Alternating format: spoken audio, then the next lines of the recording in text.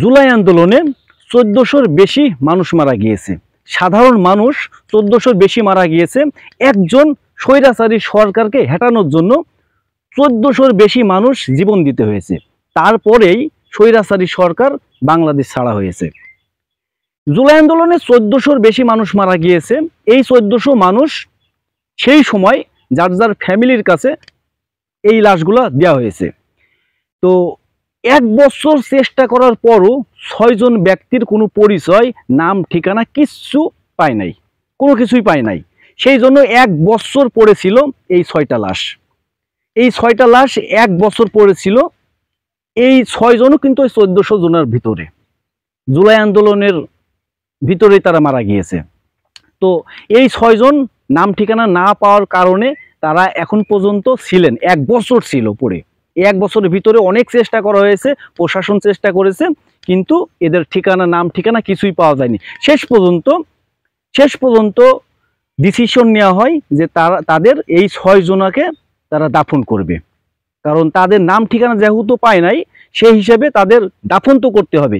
এটা তো বছরকে বছর পড়ে থাকবে না। তো শেষ পর্যন্ত ডিসিশন নেয় তাদের দাফন করতে হবে। তারা এই দাফন সম্পূর্ণ করে। তো দুঃখের বিষয় হচ্ছে এই 6 জন দাফন হলো, তাদের জানাজায় কোনো মানুষ ছিল না, কোনো মানুষ ছিল না। হাতে গোনা কয়েকজন পুলিশ সদস্য ছিল, আর যারা আছে কবর খুঁড়েছে তারা ছিল। তাছাড়া কোনো একজন মানুষ এই 6 জনের জানাজায় ছিল না। খুবই দুঃখ লাগে। এই 6 জনের রক্তর বিনিময়ে কিন্তু আজকে দলগুলো কথা বলার স্বাধীনতা পেয়েছে।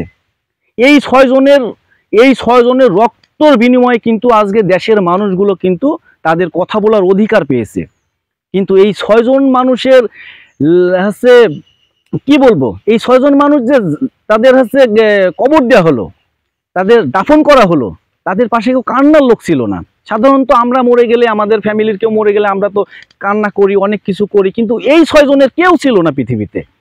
এই 6 জন কিন্তু সেই 6 জন যারা দেশের জন্য রক্ত দিয়েছে, এই 6 জন। কিন্তু দেখেন দুঃখের বিষয়, যাদের জন্য রক্ত দিল সেই মানুষগুলো কিন্তু একদম শেষ সময় তাদের কিন্তু পেল না। এই 6 জনের রক্তর বিনিময়ে তো আমরা পেয়েছি যে কথা বলা, স্বাধীন কথা বলার অধিকার। দলগুলো কথা বলতে পারতো না, বিএনপি, জামাত ইসলাম, আরো যে অন্যান্য দলগুলো আছে তারা কেউ কথা বলতে পারতো না। এই 6 জনের রক্তর বিনিময় পেয়েছে। কিন্তু তাদের জানা যায় কোনো একটা দলের মানুষ, কোনো একটা দলের কাছে নেতা আমরা দেখি নাই, একজনও ছিল না। না জামাত ইসলাম, না বিএনপি, না এনসিপি, কোনো কেউ ছিল না। কোথায় গেল বিএনপির এত বড় বড় নেতা, যারা আছে জেলের ভিতরে পৌঁছতে হয়েছে, যারা দেশের বাইরে থাকতে হয়েছে এই স্বৈরাচারী সরকারের জন্য? কোথায় গেল সেই জামাত ইসলাম, যাদের নেতারা, বড় বড় নেতারা ফাঁসি হয়েছে, তাদের যারা জেলখানায় পচে মরতে হয়েছে? ভাই বিপি নূর এখন তো জেলখানায় থাকতো। কোনো নেতাও কাউকে দেখি নাই এই 6 জনের জানাজায় তারা অংশগ্রহণ করেছে। আজকে দেশের যারা আছে, প্রধান উপদেষ্টা আছে, যে প্রধান উপদেষ্টা ইউনূস তো দেশে আসতে পারতো না। ইউনূসও দেশে আসতে পারতো না যদি হাসিনার পতন না হতো। এই 6 জনের জন্যই হয়েছে। এ তো সেই 6 জন যে 1400-র ভিতরে এও 6 জন, এদের কোনো কেউ নাই পৃথিবীতে। আজ উপদেষ্টারা বড় বড় কথা বলে, সেই সব উপদেষ্টারা সেই 6 জনের কোনো খোঁজ খবরই রাখেনি, এদের জানাজায়ও আসেনি। দরকার ছিল না এদের সম্মান জানানো? যাদের জন্য আপনারা এখনো এদের রক্তের উপরে দাঁড়িয়ে আপনারা বক্তব্য দেন, বড় বড় কথা বলেন, সেই 6 জনের কোনো খোঁজ খবরই নিলেন না। হাসনাত আব্দুল্লাহ কোথায় আপনারা?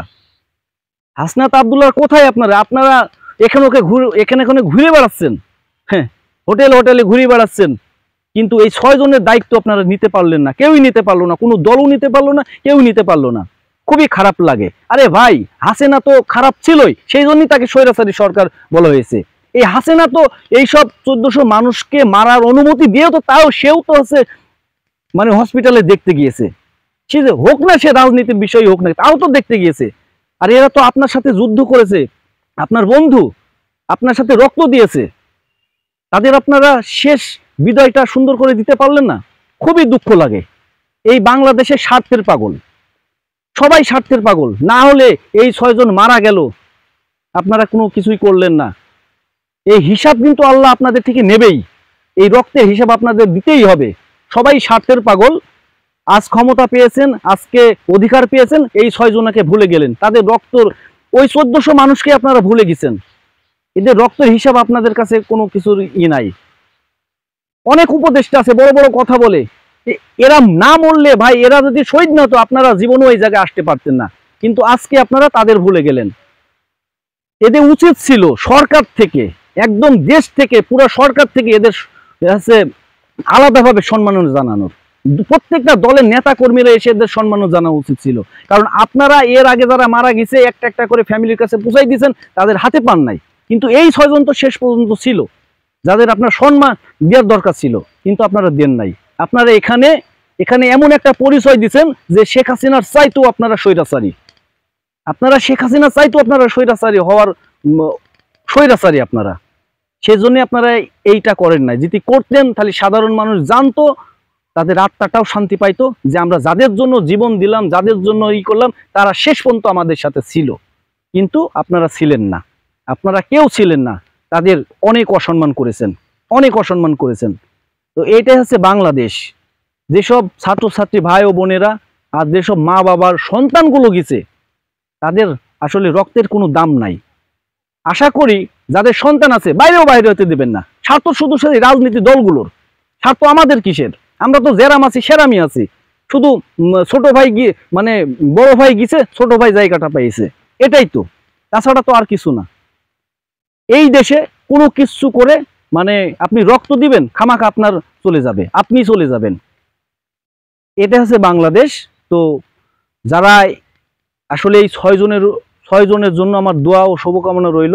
অনেক কষ্টর জন্যই আসলে এই নিউজটা দেখার পর থেকে খুবই খারাপ লাগছে, খুবই খারাপ লাগছে যে কিছু না বলে, প্রতিবাদ না করে থাকতে পারিনি।